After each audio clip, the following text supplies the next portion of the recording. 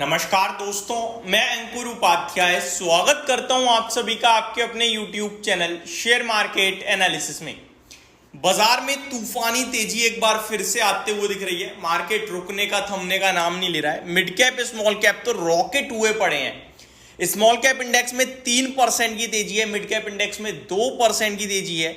Nifty, bank Nifty, Sensex 1/23% से लेकर आधे परसेंट तक ऊपर है। बाजार 22,800 की तरफ आ चुका है। आज का हाई बाजार में निफ्टी लेवल्स पे देखें तो 22,799 का है।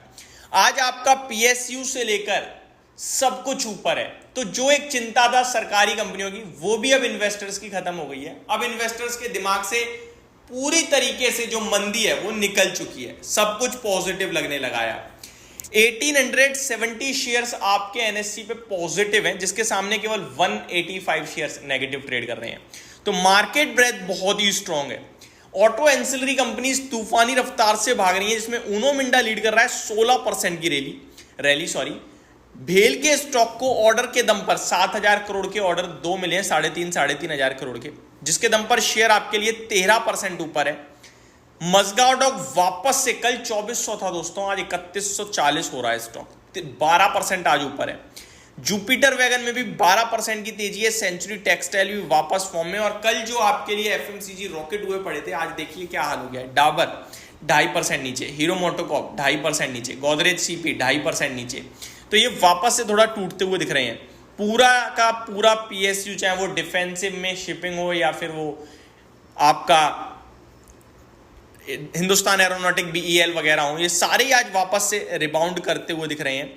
आज आपके लिए हमारी जो फेवरेट एक दो स्टॉक में ऑलरेडी कंटिन्यू डिस्कस करता रहा हूं आप सभी के साथ कि इनको पकड़ के बैठना है, वो थे आपके बैटरी स्टॉक। काफी बुरी तरीके से टूटे थे। अमरा राजा आज फिर से फ्रेश लाइफ हाई लगा रहा है। एक्साइड भी ऑलमोस्ट फ्रेश लाइफ हाई पे ही है। तो सबसे पहले ये आपको दर्शा रहा है कि मजबूत स्टॉक टूट भले ही रहे हैं लेकिन वापस से चल रहे हैं, इन्हें लाइफ हाई लगा दिया है। तो बाजार की करेक्शन में गिरने के बाद इतनी तेज भागे, कल भी आई थिंक 10-12% भागा अमरा राजा, आज फिर से 6-7% ऊपर दिख रहा है। 1300 के पार का हाई लगा दिया है आज, तो फ्रेश लाइफ हाई लगाता हुआ दिख रहा है आपको। एक्साइड में भी आपके लिए 520 का भाव आ गया। तो तूफानी, मतलब बहुत सारे तो ऐसे स्टॉक इस समय जो आपके लिए गिरावट से पहले वाले भाव को भी क्रॉस कर चुके हैं। तो वॉलेटिलिटी जरूर दी बाजार ने, बट अब बाजार स्टेबल हो रहा है। बाजार सेम चीज पे खुश है कि भैया गवर्नमेंट कंटिन्यू कर रही है। एग्जिट पोल के जो पोल थे वो दिमाग से अब बाजार निकाल चुका है। अब केवल और केवल जो चल रहा है वो गवर्नमेंट पे चल रहा है कि गवर्नमेंट तो सेम ही है आखिरकार। अगर बात करें निफ्टी की तो 19 शेयर नेगेटिव है, जहां पे Hero MotoCorp, Hindalco, Hindustan Unilever, Nestle, Divi's lab, Cipla, ये सारे थोड़े टूटे हैं। वहीं गेनर्स में कौन है देखिए आप, पूरा सरकारी पैक है। NTPC, coal India, ONGC, SBI, Shriram finance मैंने आपके साथ डिस्कस किया, एसबीआई मैंने आपके साथ डिस्कस किया, कोल इंडिया, एनटीपीसी, ओएनजीसी। कल रात पीएसयू पे वीडियो बनाई थी जब मैंने कहा था कि इनमें स्टिल कोई दिक्कत नहीं दिखती है, यहाँ पे आप बने रह सकते हैं। अदानी ग्रुप में भी वापस से तेजी है। अदानी पोर्ट्स देखिए आप 1100 वाला 1400 हो चुका है, दोबारा से 3% ऊपर। एंटरप्राइजेस 3% ऊपर। टाटा स्टील में भी बढ़िया तेजी देखने को मिल रही है। SBI, Life, Power Grid, Tech Mahindra, HCL Tech, सारे के सारे स्टॉक रॉकेट हुए पड़े हैं। कल अमेरिका में नेस्डैक इंडेक्स में बड़ी तेजी थी, उसके पीछे था रीजन एनवीडिया।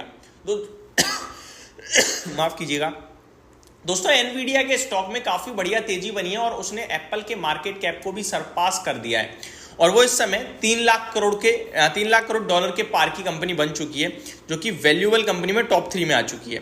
केवल इतना ही नहीं, एनवीडिया का शेयर जिस रफ्तार से भाग रहा है, इसको ना एक्चुअली टेस्ला की तरफ से भी कुछ सेमीकंडक्टर चिप को लेकर बड़े ऑर्डर्स मिलते हुए दिखे, जिसकी वजह से इसमें तेजी जो है वो कंटिन्यू हो रही है। और इसी ने पूरे के पूरे नेस्डैक इंडेक्स को अपने दम पर लगभग 300 पॉइंट्स की तेजी दिला दी। मैं एग्जैक्टली बताऊं तो 330 पॉइंट नेस्डैक इंडेक्स ऊपर बंद हुआ है, जहां 2% की तेजी थी। तो आईटी में कहीं कहीं तो सुधार आ गया है। एनवीडिया उसका टॉप लीडर दिख रहा है। एनवीडिया में पहले भी बड़ी बड़ी तेजी देखी है हम लोगों ने बीते कुछ समय में, और अभी फिर से भागता हुआ दिखा है कल। मेरे को लगता है अपना भारतीय बाजार का आईटी सेक्टर भी कभी भी फोकस में आ सकता है। इस बीच में बाजार डे हाई पे आते हुए दिख रहे हैं। दोबारा से निफ्टी 22,800 के करीब पहुंचता हुआ दिख रहा है। सेंसेक्स में 74,900 का भाव आ गया है। बैंक निफ्टी भी डे हाई पे खड़ा है। मिड कैप और स्मॉल कैप में थोड़ी तेजी और बढ़ रही है।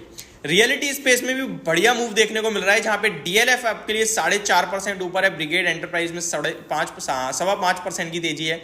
लोधा तो 10% ऊपर हो गया है। Godrej properties 4%, Oberoi reality 3.5%।